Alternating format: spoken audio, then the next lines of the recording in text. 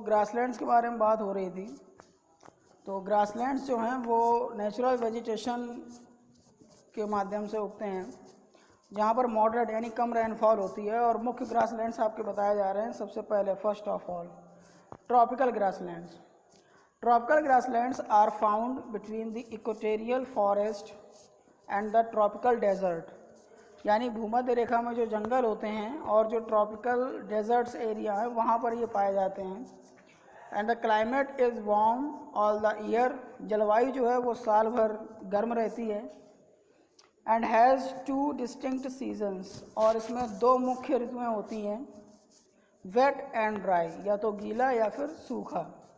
The annual rainfall is about 250 centimetre to 130 centimetre, यानी जो सालाना बारिश है वो 50 से 130 सेंटीमीटर तक होती है। द रेनफॉल इज़ कंसनट्रेटेड इन 6 और 8 मंथ्स ऑफ द ईयर, यानी बारिश यहाँ पर 6 से 8 महीने होती है। Followed by a period of drought, फिर इसके बाद एक सूखे का मौसम आ जाता है।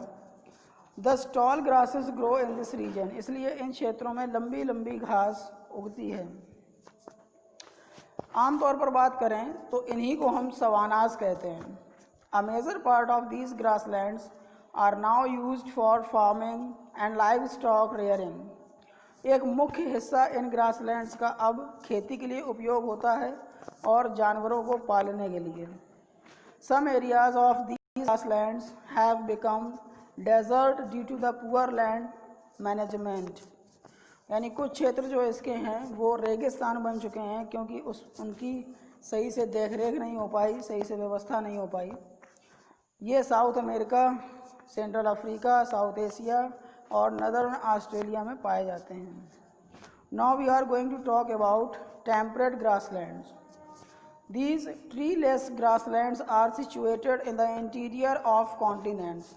ये बिना पेड़ के घास के मैदान जो हैं वो महाद्वीप के अंदरूनी हिस्सों में पाए जाते हैं, तटीय क्षेत्रों से दूर, यानी पानी वाले इलाके से दूर, जहाँ पर बारिश जो है वो पेड़ों की विकास के लिए पर्याप्त नहीं होती है।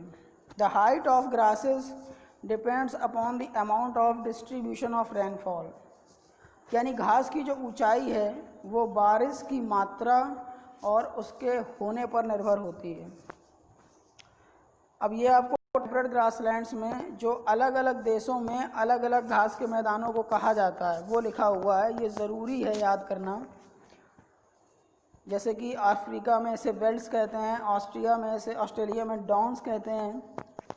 अगला पैराग्राफ, ये जो ग्रासलैंड्स हैं ये जानवर पालने के लिए उपयुक्त हैं और ज़्यादा मात्रा में गेहूँ की खेती और मैज़े की खेती के लिए पर्याप्त हैं। स्टूडेंट्स, हमने आज 2 पेज पढ़े हैं इस चैप्टर के, तो मैं आपसे ये कहना चाहूँगा इनको अच्छे से समझिए। And you have any query you can WhatsApp me. इसके बाद अगला जो पॉइंट होगा, जो पेज होगा, वो हम लोग अगले सेशन में डिसाइड करेंगे। That's all, have a good day.